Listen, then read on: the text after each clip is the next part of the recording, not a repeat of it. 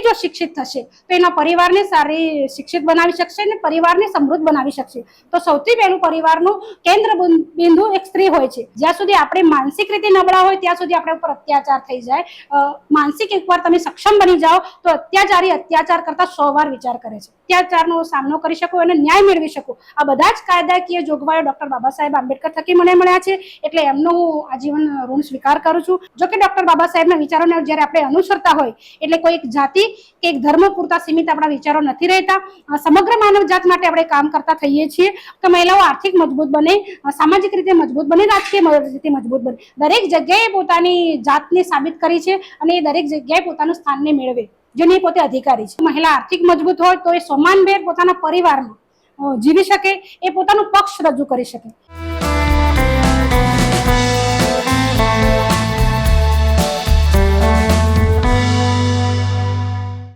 જય ભીમ ગુજરાતના digital platform પરથી હું પ્રવીણ કુમાર સાવિત્રી સામર્થના પોડકાસ્ટિંગમાં આપનું સ્વાગત છે।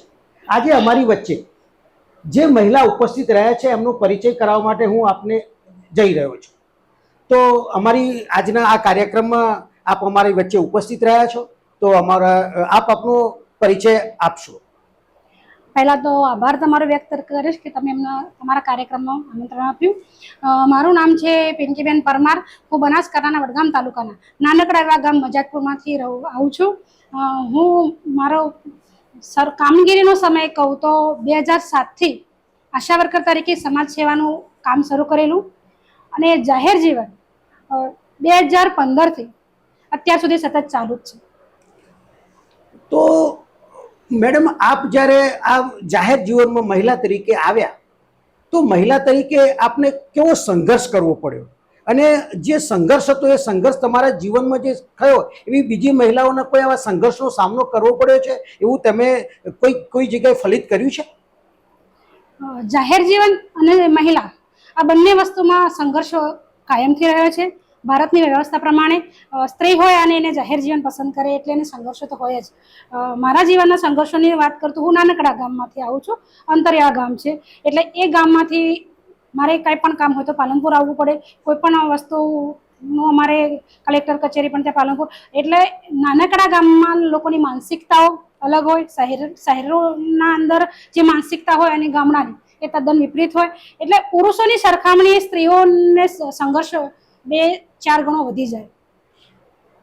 એક મહિલા તરીકે આપ કેવી સમાજ સેવા કરવા માંગો છો અને એક સમાજ સેવાના માધ્યમથી મહિલાઓને શું ઉત્થાનનું કામ કરવા માંગો છો? હું સૌથી પહેલા તો મહિલાઓને આર્થિક સ્થિતિ મજબૂત જોવા માંગુ છું। કારણ કે કોઈ પણ સ્ત્રીને સન્માનભેર જીવવું હોય તો પહેલા પોતાના આર્થિક પગભર થવું જરૂરી છે અને એટલા જ માટે હું આશા વર્કર તરીકે 2007થી કામ કરતી હતી અને એમાં બહેનોને વેતન ઓછું મળે અને કામગીરીનું ભારણ વધારે હોય। ધીમે ધીમે એમાંથી ખબર પડી અને કે અહીંયા મહિલાઓનું શોષણ થઈ રહ્યું છે અને એમાંથી મેં એક મારી અંદર જે લીડરશિપ હતી એ બહાર લાવી અને એ બહેનોને આર્થિક પગભર થવા માટે હું એના અંદર આંદોલન ચલાવ્યું અને અત્યારે પહેલા હું ફક્ત બનાસકાંઠા જિલ્લા સુધી જ આંદોલન મારું 3000 બહેનોનું હતું। અત્યારે ગુજરાતના ઘણા બધા જિલ્લાઓમાં ગુજરાત આશા વર્કર યુનિયન તરીકે હું કામ કરી રહી છું અને મહિલાઓ આર્થિક પગભર થાય એ માટે હું લડી રહી છું। બીજું કે બહુજન સમાજની વાત કરીએ તો એમાં હું મહિલાઓને આર્થિક મજબૂતીમાં તો જોવા માંગુ છું પરંતુ એની સાથે સાથે સામાજિક કુરિવાજો, ધાર્મિક અંધશ્રદ્ધાઓ અને એવા ઘણા બધા જે પ્રશ્નો છે મહિલાઓ માટે પ્રશ્નો અઢળક હોય છે એ બધા જ વિષયો પર હું કામ કરવા માંગુ છું। પિંકીબેન આપ એક આશા વર્કર તરીકે બનાસકાંઠા જિલ્લાના એક અંતરિયાળ ગામમાં કામ કરો છો જેમાં ખાસ કરીને મોટા ભાગે ઘણી બધી મહિલાઓ આશા વર્કર તરીકે જોડાઈ હોય છે। એમને જે માનદ વેતન આપવામાં આવે છે એ પણ ખૂબ ઓછું આપવામાં આવે છે જેના માટે તમે સંઘર્ષ કરો છો તો બીજી મહિલાઓનો તમને સમર્થન કેવું મળે છે? બહુ જ સારું સમર્થન મળે છે। મારા બનાસકાંઠા જિલ્લાની 3000 બહેનોનું વર્ષોથી એમના પ્રશ્નો માટે લડત આપું જ છું અને બીજા જિલ્લાઓમાં પણ સારું એવું સમર્થન મને મળી રહ્યું છે। કારણ કે મહિલાઓની મેં પહેલાં પણ વાત કરી એમ મહિલાઓની સૌથી પહેલાં તો આર્થિક મજબૂતી જરૂરી છે અને બીજી વસ્તુ પછી માનસિક સ્થિતિની આવે પરંતુ મહિલા આર્થિક મજબૂત હોય તો એ સમાનભેર પોતાના પરિવારમાં જીવી શકે, એ પોતાનું પક્ષ રજૂ કરી શકે।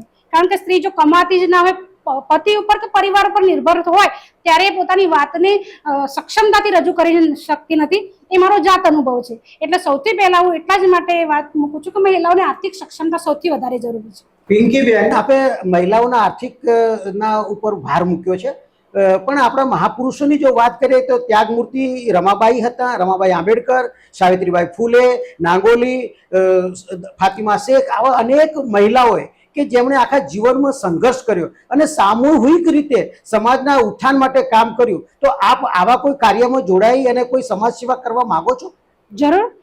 હું એક સમાજ સેવાની વાત કરું છું કે જ્યાં હું જે સમાજમાં મારો જન્મ થયો છે એ સમાજની સ્ત્રીઓ ધાર્મિક અંધશ્રદ્ધામાંથી બહાર આવે, કુરિવાજોમાંથી બહાર આવે.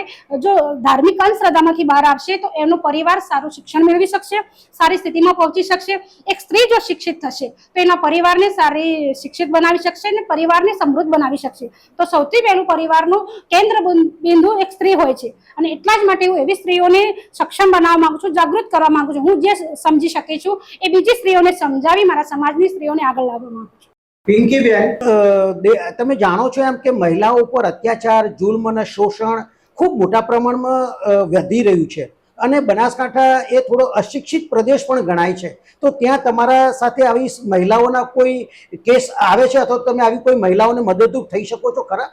ચોક્કસ. હું મારા આશા વર્કર બહેનોની વાત કરું, એના સિવાય પણ ઘણા બધા મહિલાઓને મારે આ વિષય પર ફોન આવે છે. એમને હું મોટિવેટ કરું છું, એમના જરૂરી સલાહ સૂચનો પણ આપું છું અને જ્યાં જરૂર પડે તો એમને હું ખભેથી ખભો મિલાવીને એમને મદદરૂપ થાઉં છું. અને મહિલાઓને હું એ જ વસ્તુ કહું છું, પહેલા તો માનસિક રીતે તૈયાર થવાની જરૂર છે. તમને કોઈ પણ જગ્યાએ જ્યાં સુધી આપણે માનસિક રીતે નબળા હોય ત્યાં સુધી આપણે ઉપર અત્યાચાર થઈ જાય. માનસિક એકવાર તમે સક્ષમ બની જાઓ તો અત્યાચારી અત્યાચાર કરતા 100 વાર વિચાર કરે છે. તો મહિલાઓને એ માટે હું માનસિક રીતે તૈયાર કરવા માંગુ છું.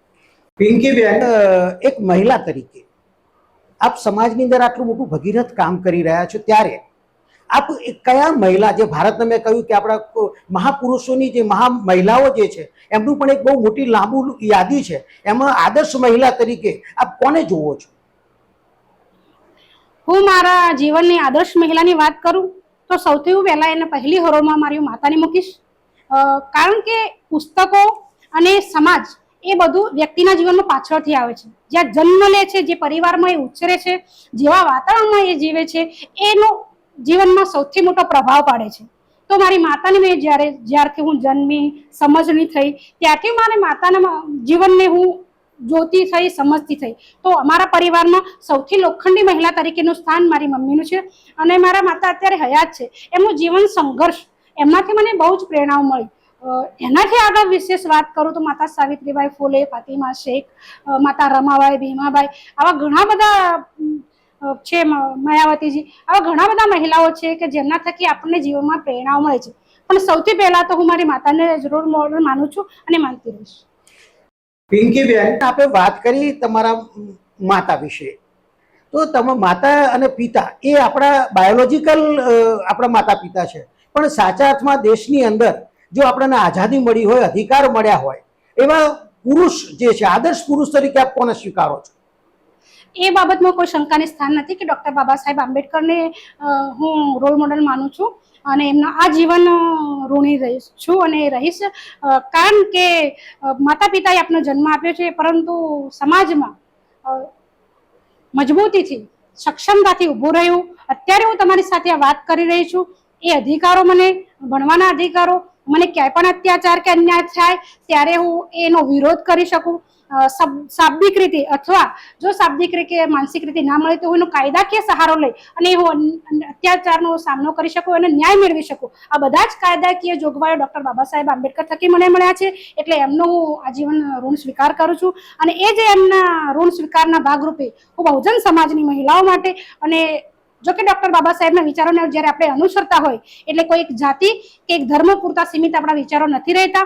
સમગ્ર માનવ જાત માટે આપણે કામ કરતા થઈએ છીએ અને એટલા જ માટે હું ભારતની તમામ મહિલાઓ માટે હું એ વિચારીશું કે મહિલાઓ સમાનતાના અધિકારો મેળવે, સક્ષમ બને અને આર્થિક મજબૂત પણ થાય. આવા દરેક પ્રયત્નો હું કરતી રહીશ.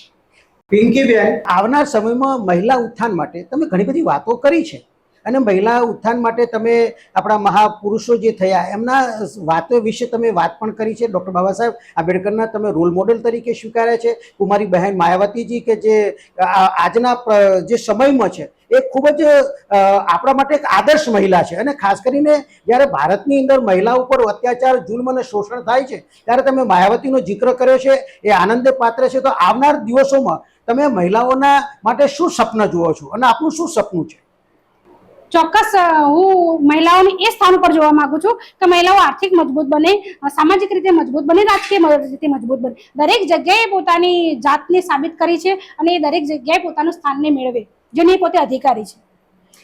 તો આ હતા પિંકીબેન કે જેઓ બનાસકાંઠાના વડનગરમાં વડગામથી આવે છે અને તેઓ ત્યાં એક આશા વર્કર તરીકે કામ કરી રહ્યા છે. આવી અનેક મહિલાઓ જે છે કે જે ભારતની અંદર અત્યાચાર, જુલ્મ અને શોષણની સામે સાવિત્રીબાઈ સમર્થની જેમ તેઓ કામ કરી રહ્યા છે. અને આપણી જે મહાપુરુષોની જે મહિલાઓ છે કે જેમણે આ દેશની અંદર મહિલાઓના ઉત્થાન માટે જે કામ કર્યું છે, ભવિષ્યમાં પણ આવું કામ કરતા રહેશે. અને જય ભીમ ગુજરાત જે ડિજિટલ પ્લેટફોર્મના અમે પોડકાસ્ટના માધ્યમથી આવી રીતે અવારનવાર આવા કાર્યક્રમો આપતા રહીશું એવા આશા અને વિશ્વાસ સાથે જય ભીમ, નમો બુદ્ધાય.